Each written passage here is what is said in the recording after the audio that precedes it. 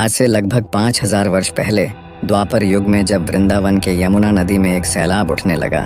दरअसल यह बात उस समय की है जब द्वापर युग में मनुष्य समेत पशु पक्षी भी वृंदावन के यमुना तट पर जाने से डरते थे, क्योंकि अक्सर वृंदावन में यमुना के समीप जाने वाले लोग या पशु पक्षी दोबारा लौट कर न आया करते। और उस समय इन घटनाओं के पीछे कई अफवाहें फैलने लगीं, लेकिन दरअसल सच कुछ और ही था।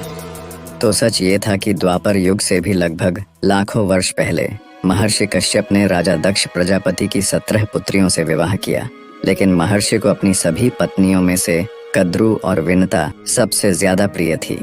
फिर कुछ वर्षों बाद एक दिन महर्षि ने खुश होकर अपनी दोनों प्रिय पत्नियों से उनसे कोई भी एक वर मांगने के लिए कहा। कद्रू ने महर्षि से 1000 पराक्रमी सर्पों की माता बनने का वर मांग लिया, तो विनता ने कद्रू से आपसी मतभेद होने के कारण उससे विपरीत जाकर महर्षि से एक ऐसे पुत्र की कामना की जो कद्रू के सभी पुत्रों का नाश कर सके।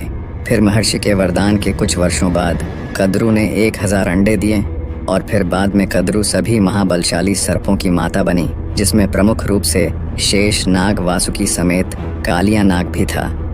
और वहीं विनता ने महाबलशाली गरुड़ को जन्म दिया।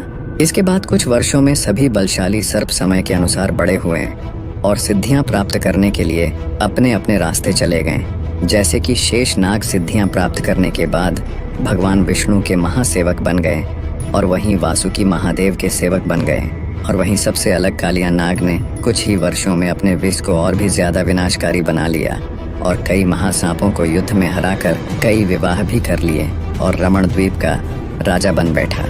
इसके बाद वहीं गरुड़ ने अपने दम पर सबसे बड़ी सिद्धि हासिल की और भगवान विष्णु के वाहन बन बैठे और फिर अपने माता विनता के कहने पर निकल पड़े तमाम नागों का विनाश करने। जिसके बाद कुछ ही वर्षों के अंदर गरुड़ ने शेष नाग को छोड़कर कद्रू के तमाम सर्प यानी कि नाग पुत्रों को ढूंढ ढूंढ कर समाप्त करना शुरू कर दिया। और फिर एक दिन गरुड़ कालिया नाग को ढूंढते हुए रमण द्वीप भी पहुंच गए और फिर दोनों में युद्ध प्रारंभ हो गया, जिसमें कि कालिया नाग की बुरी तरह से हार हुई और वह अपने पत्नियों समेत मौका पाते ही रमण द्वीप से पलायन कर गया और वह भागकर वृंदावन के यमुना नदी में आ बसा, क्योंकि यमुना उसके लिए एक सुरक्षित स्थान था। दरअसल एक बार महर्षि सौभरी के मना करने के बावजूद भी गरुड़ ने यमुना से तमाम मछलियों को बलपूर्वक पकड़कर खा लिया था, जिससे कि नाराज होकर महर्षि सौभरी ने गरुड़ को यमुना में दोबारा प्रवेश करने पर मृत्यु को प्राप्त हो जाने का श्राप दे दिया था। और यह बात कालिया नाग भली भांति जानता था। इसके बाद से ही कालिया नाग वृंदावन के यमुना में राज करने लगा और समय बीतने के साथ साथ वह क्रूर भी बनता गया। नदी के पास भटकने वाले जीवों को वो कच्चा चबा जाया करता और उसने अब तक अनगिनत मनुष्यों और अन्य जीवों को क्रूर तरीके से मौत के घाट उतारने का सिलसिला यूं ही जारी रखा। साथ ही उसने यमुना के जल को भी जहरीला बना दिया था, जिसे पीने के बाद जीवों की मृत्यु हो जाया करती। और फिर एक दिन वो समय आ ही गया जब भगवान विष्णु ने धरती पर श्री कृष्ण के रूप में अपना 8वां अवतार लिया और उनका जन्म मथुरा में देवकी और वासुदेव के महल में स्थित एक बंदी गृह की कोठरी में हुआ, क्योंकि देवकी के भाई कंस को आकाशवाणी हुई थी कि उसकी मृत्यु देवकी के संतान के ही हाथों होनी है। और इसी डर से उसने अपनी बहन देवकी के एक के बाद एक संतानों को मारना शुरू कर दिया। फिर आखिर में जब श्री कृष्ण का जन्म हुआ तो उनके पिता ने उन्हें सुरक्षित रखने के लिए उस आधी और तूफानी रात में कारागार से बाहर निकल गए, क्योंकि श्री कृष्ण की माया से उस रात कारागार के सारे द्वार खुल चुके थे और सिपाही भी बिल्कुल बेहोश हो चुके थे। फिर वासुदेव श्री कृष्ण को एक टोकरी में सुलाकर यमुना नदी को पैदल ही पार करते हुए लगभग 15 किलोमीटर तक गोकुल लेकर आते हैं और उन्हें नंद बाबा और माँ यशोदा के पास छोड़कर वापस कारागार को लौट जाते हैं। दरअसल वासुदेव जब यमुना नदी पार कर रहे थे तो स्वयं शेष नाग उनका रास्ता बनाते जा रहे थे। इसके बाद नंद बाबा और माता यशोदा ने बेहद लाड़ प्यार से श्री कृष्ण का पालन पोषण किया। फिर कुछ वर्षों बाद अपने राज्य में कंस के बढ़ते हुए अत्याचार को देख नंद बाबा और माता यशोदा समेत श्री कृष्ण को लेकर मथुरा को छोड़ वृंदावन आ बसे। श्री कृष्ण बचपन से ही बड़े नटखट स्वभाव के थे। श्री कृष्ण का हर दिन और हर पल शरारत से भरपूर होता था। वह शरारत करते करते कई लीला भी कर देते थे और हर लीला के पीछे उनके कई उद्देश्य भी पूरे हो जाया करते थे। यूं ही शरारत करते और लीला रचते श्री कृष्ण थोड़े बड़े हुए और फिर एक दिन वे अपने मित्रों के साथ गेंद खेलने यमुना के समीप पहुंच गए।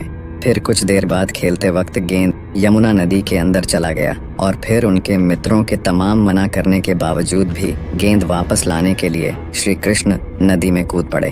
फिर यमुना नदी के अंदर जाने के बाद श्री कृष्ण ने गेंद को ढूंढना शुरू किया, जिसके कुछ देर बाद अचानक उन्होंने अपने पीछे विशालकाय और भयंकर महासांप कालिया नाग को पाया और कालिया नाग ने उन्हें पानी के अंदर देख बेहद घातक तरीके से हमला करना शुरू कर दिया। पर श्री कृष्ण ने उसके हमलों से बचते हुए कालिया नाग पे पलटवार किया। फिर काफी समय तक ऐसे ही दोनों के बीच काफी भीषण युद्ध चलता रहा। नदी के ऊपर उठते भयंकर बुलबुले देख श्री कृष्ण के मित्र पूरी तरह से घबरा गए।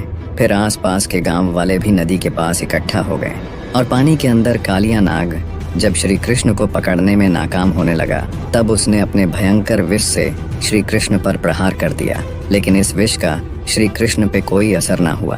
फिर श्री कृष्ण पानी के अंदर ही उछलते हुए कालिया नाग के सिर पर जा खड़े हुए और वहीं कूदने लगे, जिससे कि कालिया नाग गंभीर रूप से घायल होता चला गया। इसके बाद कालिया नाग की पत्नियों ने श्री कृष्ण से कालिया नाग को क्षमा कर देने की विनती करने लगी, जिसके बाद श्री कृष्ण ने कालिया नाग को क्षमा कर यमुना छोड़ वापस रमण द्वीप जाने का आदेश दिया और दोबारा से निर्दोष प्राणियों को न सताने का भी उपदेश दिया।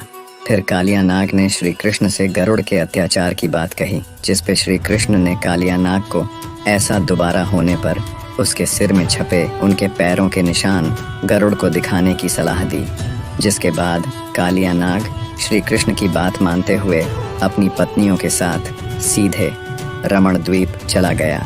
और जब गरुड़ दोबारा रमण द्वीप आए तो कालिया नाग ने सीधा अपने सिर में छपे श्री कृष्ण के पैरों के निशान उन्हें दिखा दिए, जिसके बाद गरुड़ रमण द्वीप से वापस लौट गए। तब से इसी प्रकार कालिया नाग खुशी खुशी अपने पत्नियों के साथ रमण द्वीप में ही रहने लगा और यहाँ वृंदावन में श्री कृष्ण अपनी शरारती लीलाओं को करते हुए और भी तमाम समस्याओं का समाधान करने में जुट चुके